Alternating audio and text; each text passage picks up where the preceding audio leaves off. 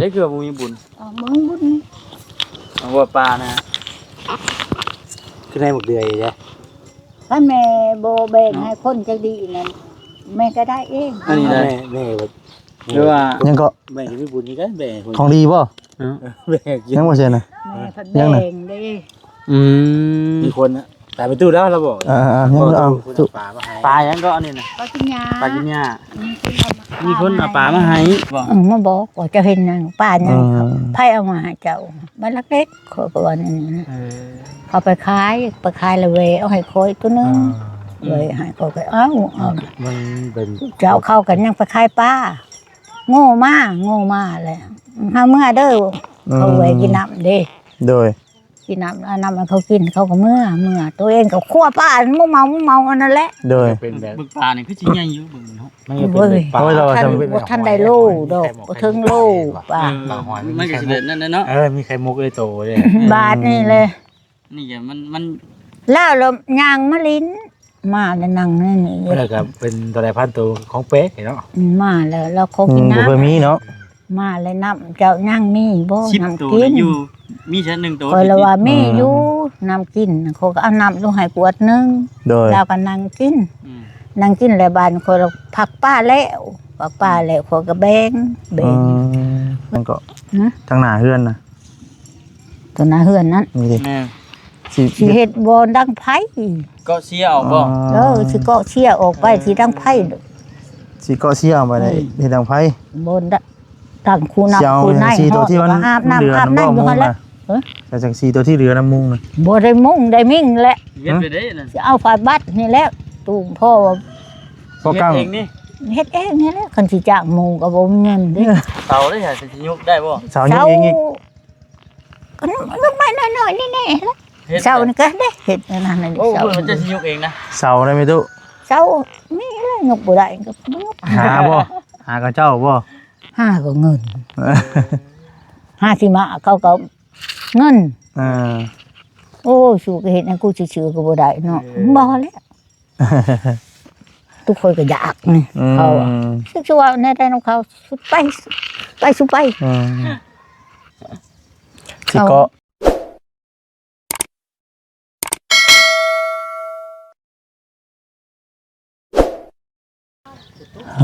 ต่อพี่น้องเอ้ยเนาะบรรยากาศอยู่ตรงไหนตรงหน้าคือเก่าพี่น้องเอ้ยเนาะมื้อนี้ก็โดนเติบแล้วที่ว่าบ่ได้มาหาทางมีตู้คูณพี่น้องเอ้ยเนาะตั้งแต่คือเดือนใหม่พี่น้องเอ้ยเนาะกราบทักทายสบายดีพี่น้องเด้อเนาะสบายดีพวกพี่น้อง FC เบิ่ทุกคนพี่น้องเอ้ยเนาะมื้อนี้ก็มาหาทางมีตู้คูณพี่น้องเอ้ยเนาะน่ะเนาะ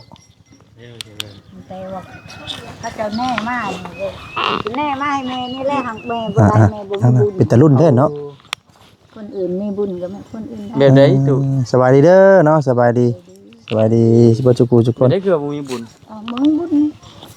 เอาว่าปลานะคือในหมกเดือยใช่ถ้าแม่โบแบ่งให้คนจะดีนั่นแม่ก็ได้เองอันนี้ได้แม่แบบหรือว่ายังก็แม่มีบุญนี่ก็แบ่งของดีป่ะแบ่งยังบ่ใช่นะแม่พัดแบ่งได้มีคนนะแต่ไปตู้แล้วเราบอกยังเอาตู้ปลายังก็อันนี้นะปลากินยามีคนเอาปลามาให้เดี๋ยวเนี่ยได้ไปตู้เด้อเฮ็ดทุกแล้วก็แบ่งให้5%ขึ้นเจ้าบ่ไปได้นะแบ่งให้เพิ่นเมื่อให้กินเองยันมันบ่นี่เมื่อเพิ่นเฮ็ดตัดเป็นตอนเป็นนี่ได้นั่งฟังก่อนสลาปนกันแล้วก็ยุบใส่ถ้วยนะยุบใส่ถ้วยนี้แล้วเอาไปให้เพิ่นนะขออนุญาตบัดคำวัน15บ่ฮักดอก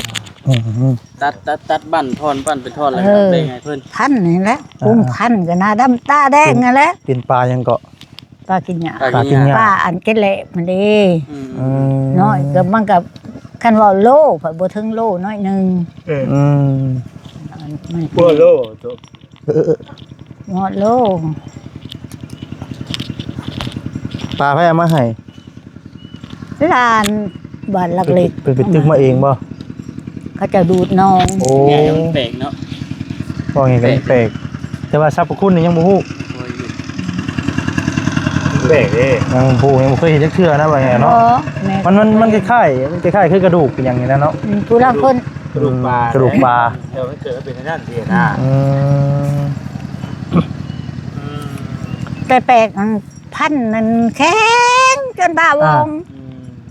พาลูก เก่งๆเลยเนาะ นี่อยู่ยะ ยังถือ ญา ตัว ติ นี้ ถือ แหละ ผ้าแล้วอันตรงมัน ปลาสังเขียวว่องเลย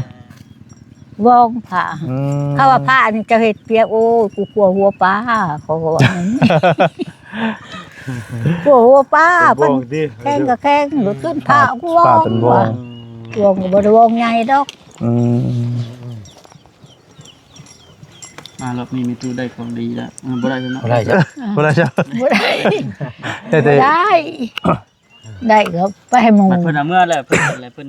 มาบอกเจ้าสิบ่ มาบอกว่าจะเห็นหยังป้าหยังครับไผเอามาให้เจ้าบ้านเล็กๆเขาก็ว่านั่นนะ เขาไปขายละเวเอาให้คอยตัวนึงเลยให้คอยก็เอา มันเป็น เจ้าเข้ากันยังไปขายป้าโง่มากเลยหาเมื่อเด้อเขาไว้กินน้ำเด้ โดย กินน้ำเอาน้ำให้เขากินเขาก็เมื่อตัวเองก็คั่วป้ามุเมาอันนั้นแหละ โดย เป็นแบบ บึกปลานี่คือสิใหญ่อยู่เบิ่งเนาะ มันเป็นแบบปลา โอ้ยเรา ท่าน ทำ บ่ท่านได้โลดอกบ่ถึงโลป้า มันก็สิแบบนั้นเนาะ มีไข่มุกเลยโตเลย บาทนี่เลย นี่แหละมัน แล้วเรายางมะลิ้นมาแล้วนั่งนี่ แล้วก็เป็นตัวใดพันตัวของเป๊กเนาะ มาแล้วเราเขากิน บ่ น้ำ เคยมีเนาะ มาเลยน้ำเจ้านั่งมีบ่ 10 น้ำ ตัว กิน อยู่มีชั้น1ตัว คอยละว่ามีอยู่น้ำกินเขาก็เอาน้ำลงให้กวดหนึง โดย แล้วก็นั่งกินนั่งกินแล้วบานคนละผักป้าแล้วผักป้าแล้วคนก็แบ่ง อืม เพื่อนนั่นแน่เพื่อนนี่แน่กินแต่ผู้เดียวก็ผัดเข้าได้เข้ากับผัดแบ่งโตแล้วแบ่งเมื่อให้เฮ็ดกินเอง มันจังถือปากถือคอทั้งนั้นก็แบ่งไป แต่ว่ามันอยู่ในส่วนใดของมันตัวปลา มันอยู่ในบน อยู่ใน ขี้บ่ แก้มันพี่บ่ ขี้บ่ มองส่องข้าง แก้ มัน มันนี่ได้ส่งแก้ อ๋อขี้ มัน ของชอบขี้วงนี้จังเนาะอืม มันบอกมันนั่น มีอันเดียวบ่เปิดบอกมา มันสัมปมือนี่นะอันหองมัน ม ผ่าทึกแม่แล้วเก็บทิ้ม ตัวนึงนะ อืม เกี้ยงอยู่อันบอกมันนั่นก็ดีทางแม่นั่นบ่จัก อื แม่เก็บทิ้มบ่กระดูกป่า โดย ใหญ่ทิ้มแล้วเมื่อเราสิล้างน้ำให้กินนั่นแหละ อืม เราจะเห็นมันตกไหลลงไปเด้ มันโตออกมาเลยเนาะ มันตกใส่ลาวเลย บ่ฮู้ว่าเป็นหยังเลยพี่น้อง โอ้โหเป็นหยังคือกันกับวันวางแม่ได้พระอัน อืม แม่ได้พระคือกันนี่เด้อแม่ นอนแล้วนะเอาคุยนั่งคุยกันเรื่องเดียวเด้อ จะได้สิงี อยาก บ่ ได้พระ นี่ นี่ บ่ ตะกี้นั้นแม่นั้น อืม อยากได้ข้าวห่อข้าวต้มเดือน11เพ็ง โดย บังเอิญแม่นี่อยากได้ข้าวเม็ดบ่หัก อืม บ่ให้มีเม็ดหักจักเม็ดแม่อยากลงตักบาตรเด้ โดย แม่ก็ขึ้นไปตักเอาเขาในเราตักลงมาแล้วแม่ก็ตั้มแล้วเม็ดได้หักให้แม่เอาดงครึ่งออก โดย ครึ่งออกเบิดแล้วซิดไว้ อืม ซิดไว้อันเม็ดมันบ่หักนะเม็ดหักแล้ว มี ก็ น้ำเอาไว้แยกกันนะเนาะ แยกออกบ่เอาข้าวมุง อืม ตั้มอีกแล้วก็ครึ่งออก บาทเพิ่นบ่ได้เอาเขามีฮักเด้อเห็น บ่อยากเอาข้าวเม็ดหักเด้ลงทานนะกับอย่างห่อข้าวต้มค่ะมื้อเดือน11 เพิ่น เพ็ง บ่เอาเขาเป็นฮัก คือสมัยนี้จ้ะ แล้วบ้านนี่ก็ครึ่งแล้วก็ สบายดี ใจ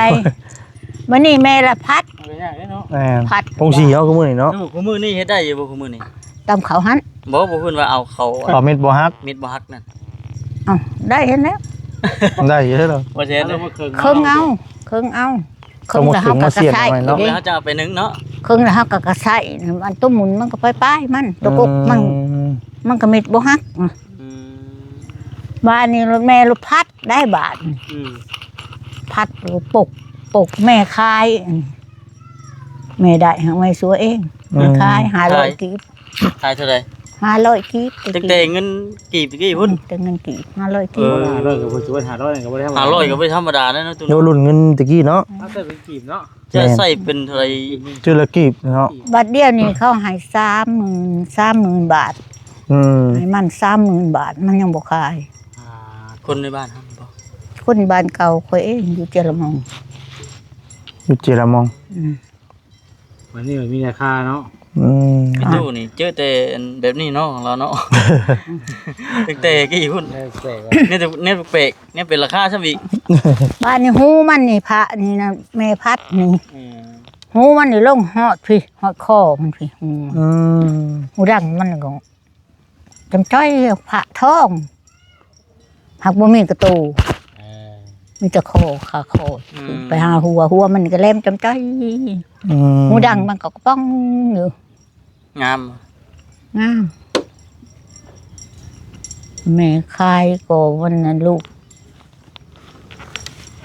กติดหนี่ลูกไปติดหนี่เขา โอ้ ก็เลยขาย เขาเลยจับลูก มีในจำเป็นนะเนาะ ไม่ละคายเขา500เนี่ยนี่โอ้คือไปไทยเอา30,000เขายังบ่เอาแล้ว ยิงโดนยิงมีราคาแล้วเนาะ ต้นหนึ่งนั้นอ้ายเอาไป มีสองกันบ่ ตัวหนึ่งนั้นไปหาป้าเดือนหานี่ไปเดี๋ยวมันมีน้องอันหนึ่งทำบัวควายนี่มันสะน้ำอยู่สิจ้ะอยู่ในน้องค่ะบ้าตัวเองปลาขนใหญ่แล้วบาทนี่แม่ก็ห้องพอมาซะป้าปลาขนใหญ่น้ำประมาณ5 คู่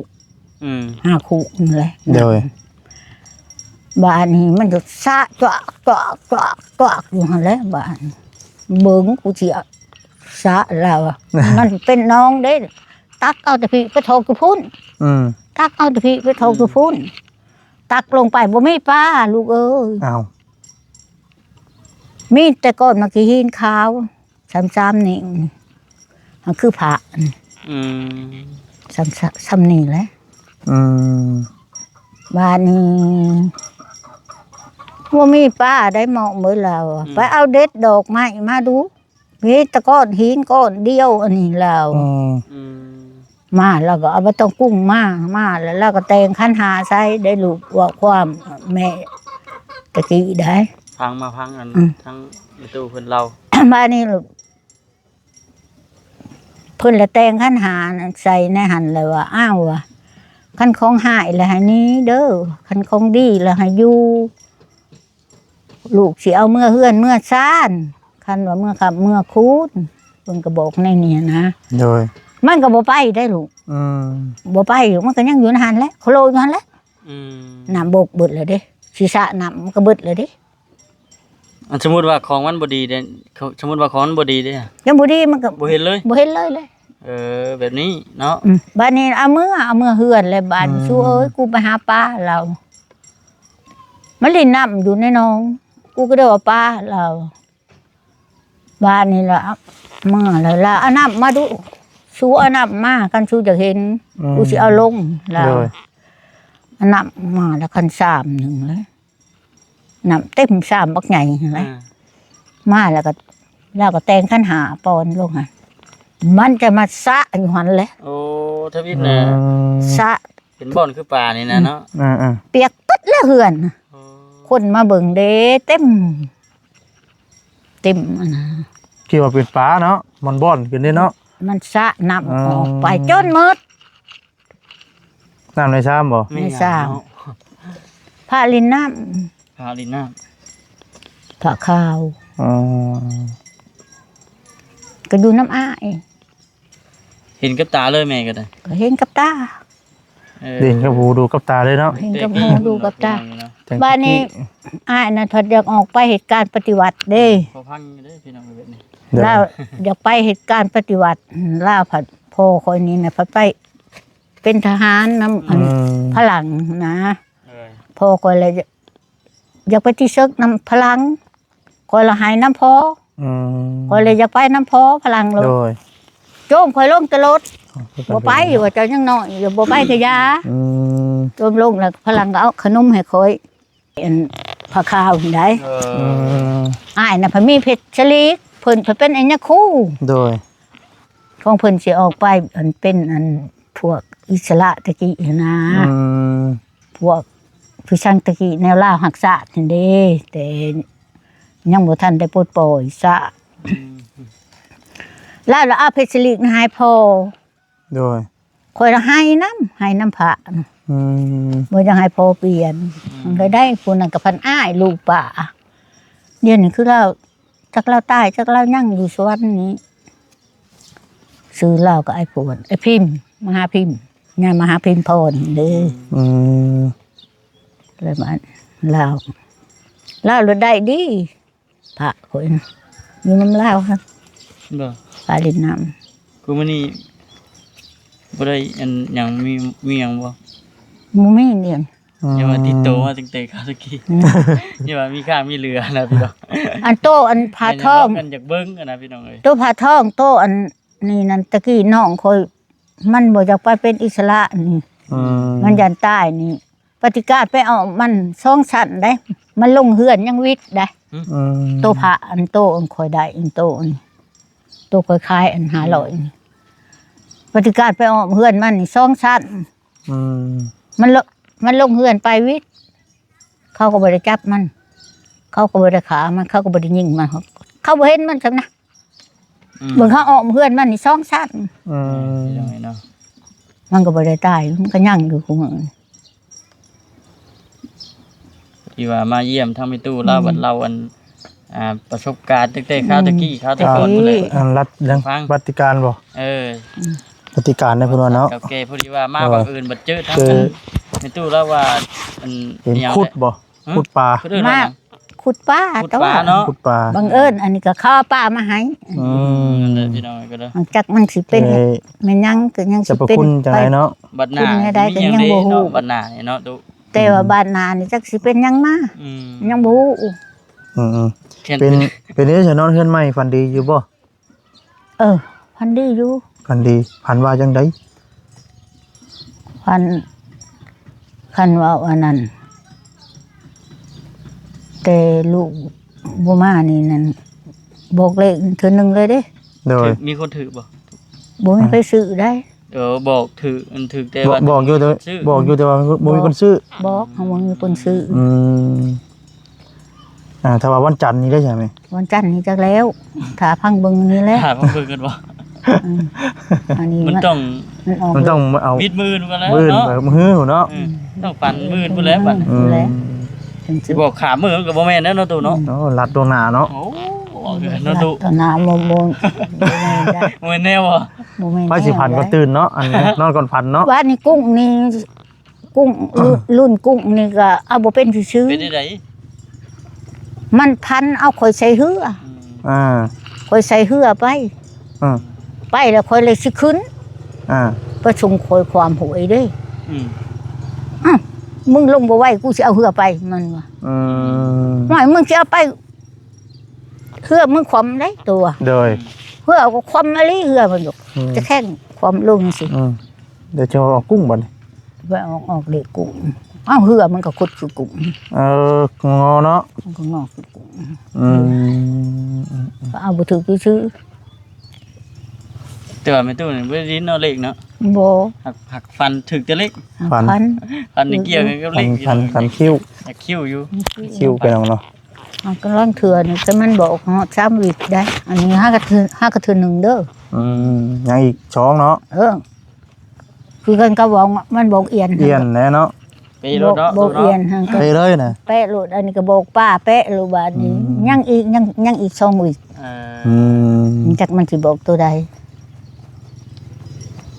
ถือว่ามานอนเฮือนใหม่กับตู้เนาะคำคุณอยู่เนาะพี่น้องเอ้ย คำคูณอยู่นี่คำคูณและขึ้นเฮือนใหม่นี่แน่บ่เคยเห็นก็เห็นแหละเด้ แหม่ แน่บ่ปรากฏการณ์ก็ปรากฏการณ์แหละเด้ ฮู้ให้เห็นไปนํเนาะ ก็เห็น ว่าโอ้ เห็นได้ อันนี้ทั้งลูกเห็นนั่นทั้งหน้าได้ไหมตู้เห็นยังกันมีเพียงการเห็นยังเกาะ นะ ทั้งหน้าเฮือนน่ะ ตัวหน้าเฮือนนั้น นี่ดิ แม่ สิ สิเฮ็ดบ่ดังไผ ก็เสียออกบ่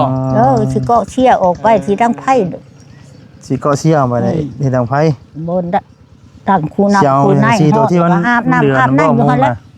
แต่จังสีตัวที่เหลือน้ำมุงน่ะ บ่ได้มุ่งได้มิ่งแหละ เฮ็ดไปได้นั่น สิเอาฝาบัตรนี่แหละตูมพ่อว่า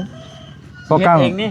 เฮ็ดเองนี่แหละคันสิจ้างหมู่ก็บ่มีเงินเด้ เสาได้ค่ะสิยกได้บ่ สาวยิงเองอีก ก็ลงมาหน่อยๆนี่แน่ละ ฮ็ด เช้านี่ก็ได้เฮ็ดอันนั่นน่ะ โอ้ เช้า เพิ่นมันจะสิยกเองนะ เสาได้ไหมตุ เช้ามีอะไรงบบ่ได้ก็บ่งบ หาบ่หากระเจ้าบ่ ห้าก็เงินห้าสิมาเขาก็เงิน อ่า โอ้สู้ก็เฮ็ดให้กูชื่อๆก็บ่ได้เนาะบ่แล้วทุกคนก็อยากนี่เขาอะคือว่าในได้นำเขาสุดไปสุดไป อืมที่เกาะเสียเพราะได้ดังคุยดังไฟ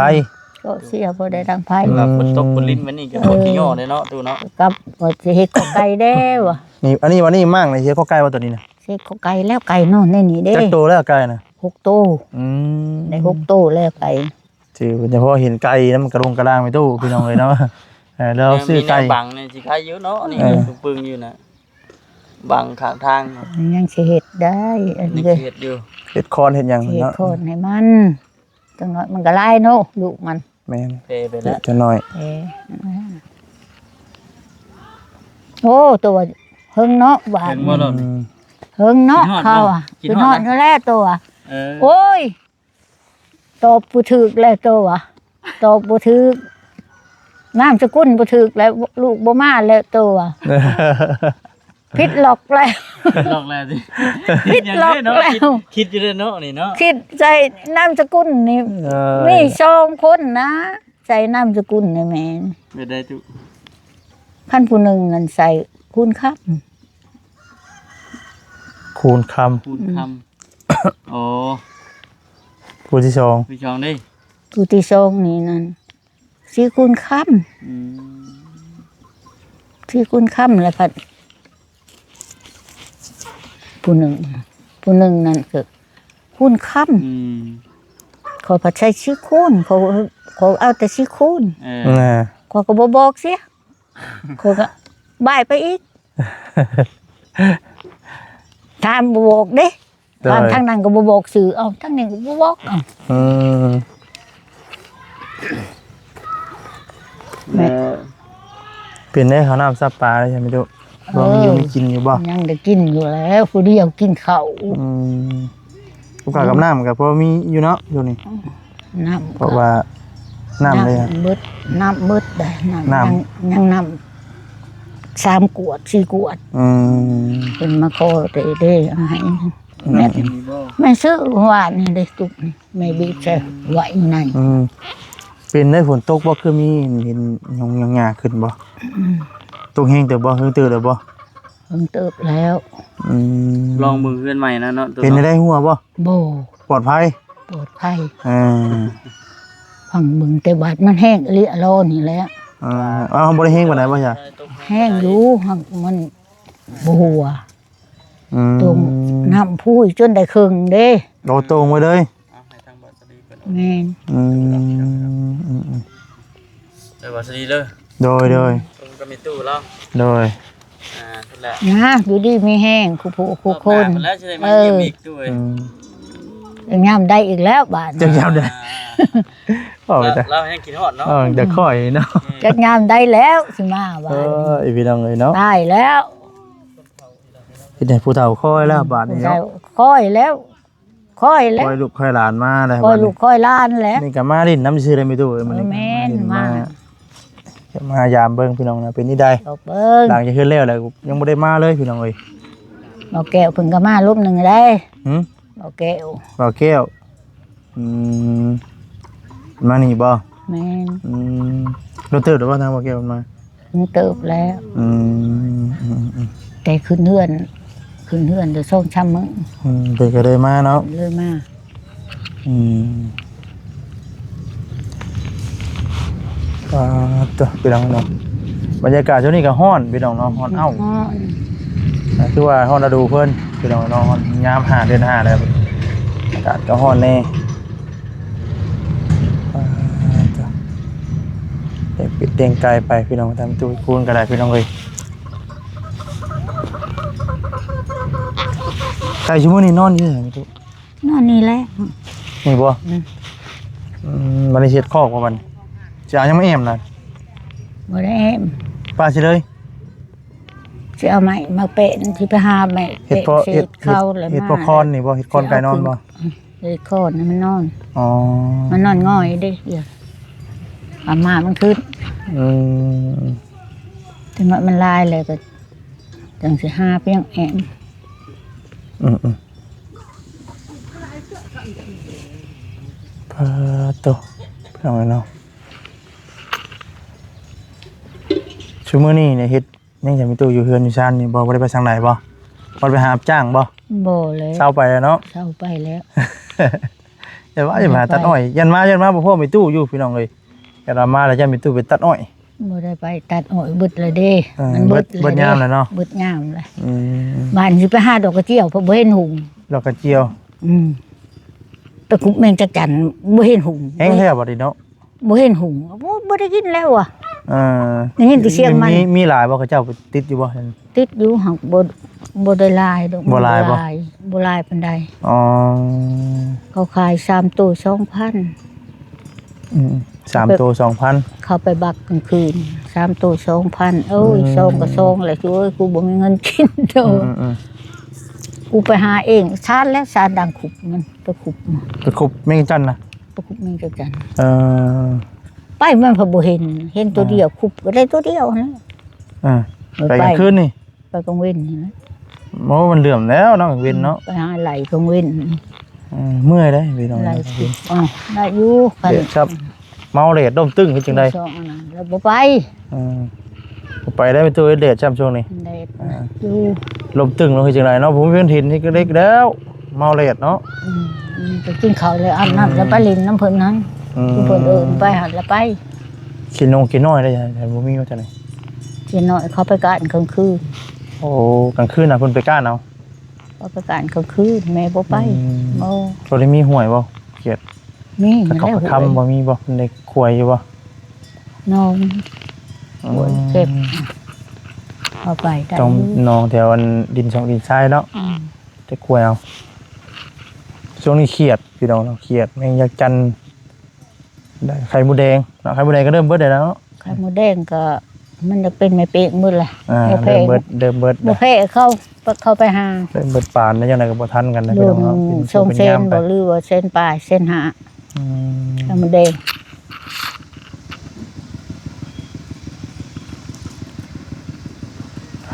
ตัวพี่น้องเนาะร้านสายพี่น้องเนาะเดี๋ยวสิเลาะเบิ่งเฮือนทั้งไปตู้คูนก่อนพี่น้องเอ้ยเป็นนี่ได้พี่น้องเอ้ยเนาะ รับเลยมอนก็บอกมอนก็บ่ได้คืนเอา นอนเด้อปลอดภัยปูดปาดอยู่พี่น้องเอ้ย ตู้คูนแล้วหัวเลยกินลิ้นเฮ็ดดีๆเนาะว่าซั่น